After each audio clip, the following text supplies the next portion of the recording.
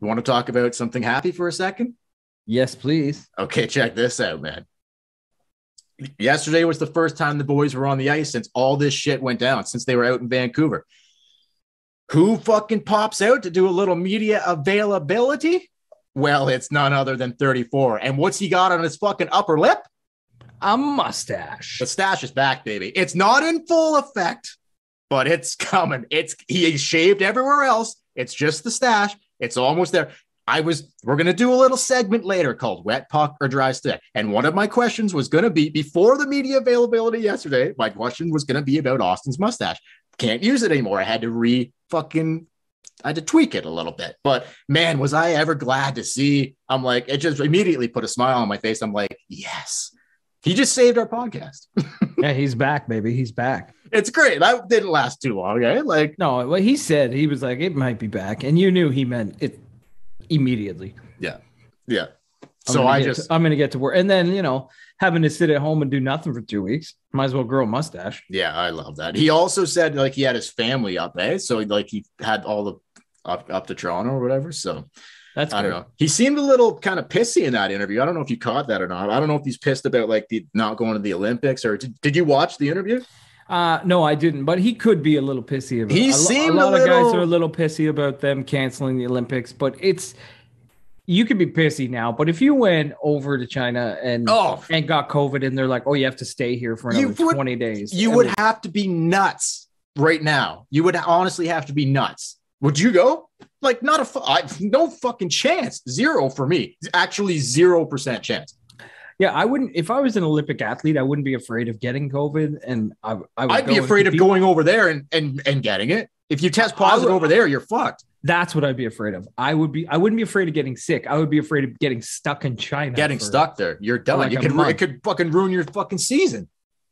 So yeah, no. It's the smart move. It's the smart move. And I would have loved to see the Olympics, Marner, maybe Riley Tavares on Canada, maybe Campbell and Auston obviously on the States, but it would have been great. It's been a long time since I love fucking Olympic hockey. It would have been great to see, but where we're at right now with this, I am very glad it's not happening, because I want to see this NHL season finished.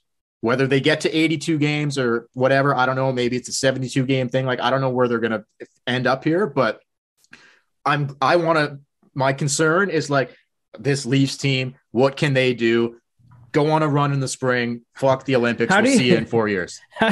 How do you feel if you're Ottawa? How do you feel if you're the Senators and at one point they had 13, 14 guys on COVID protocol and the NHL was still making them play games? Yeah, that's right. Yeah. They basically had an AHL team on the ice. And I know Ottawa's out of the playoffs, but still. And then as soon as Toronto it hits the Maple Leafs, the whole league shuts down. It wasn't just the Leafs, though. I know, but it was going everywhere. You know how Ottawa would look at this. They're like, all right, so we got to play with 13 of our guys on protocol, but the Leafs, they get it postponed and they get it by. I know even before that, Calgary was getting their games postponed. And I know. I kind of, it's just funny. I remember that. I remember listening and they're like, tonight the Senators are playing without, and they named the players. I'm like, that's the whole team. Yeah. But they never did that with anybody else. Oh, maybe the Islanders. I think they did it with the Islanders. And it fucked their season. The Islanders are fucking toast already. And yeah, you're right. They made the Islanders and the Senators. They made them play. Yeah, I know. So and then anyway, as soon as it sort of spread to other teams, they're like, all right. So they're like, oh, thanks, man. We just lost 15 games. I know, but it seemed contained in the Islanders organization at that time. It seemed contained in the Senators organization. It wasn't spreading to other teams. So I don't know. It's maybe it just looks funny looking back because the Leafs basically never played one game with short of COVID, short with COVID protocol players. Yeah. And the Sens and Islanders had to play half a dozen. Basically, they lost out on 12, 15, 20 points.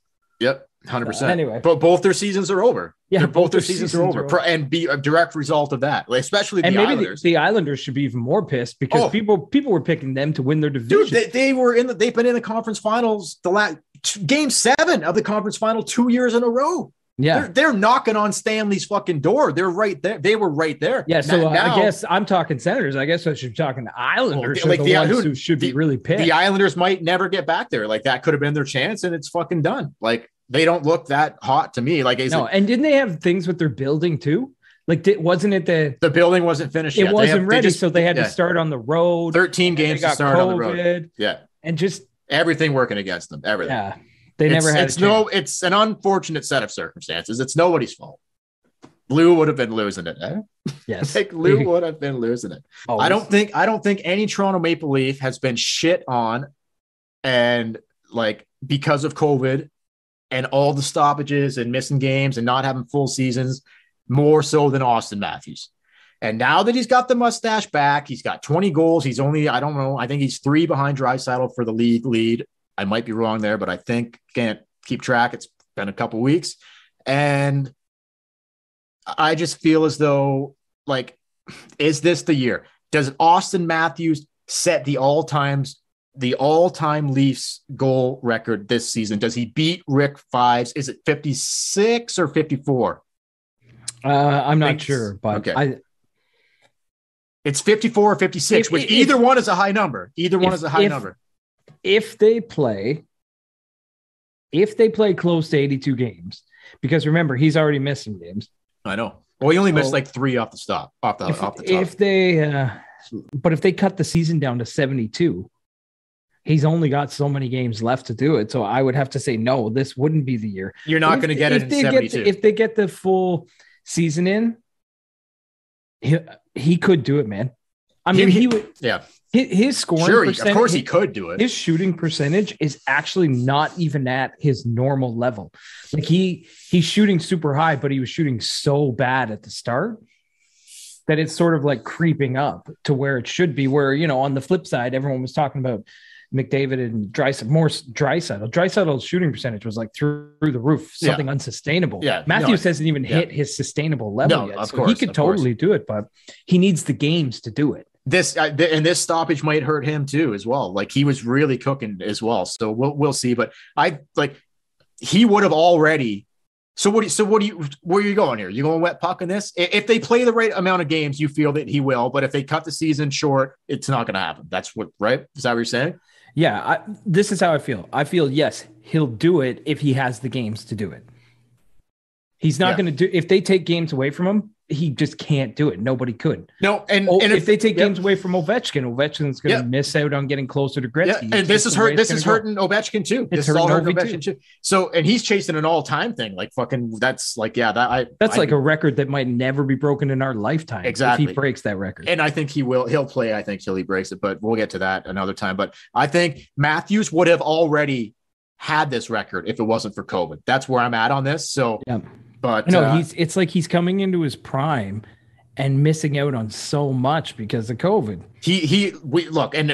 So this, just to wrap up wet puck or dry stick here, Auston Matthews, now that the mustache is back and all that good stuff, we've been watching this team a long fucking time, Chad, and this is not the first time I've said this on this podcast, but I just continue to think it more and more and more.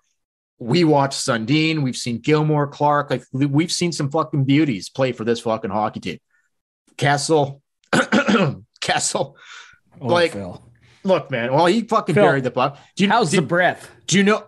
Not good, eh? Other than Auston Matthews, here's a trivia question for you. Other than Auston Matthews, name the 2 guys that have more goals than Auston Matthews at the Scotiabank Arena / Air Canada Center.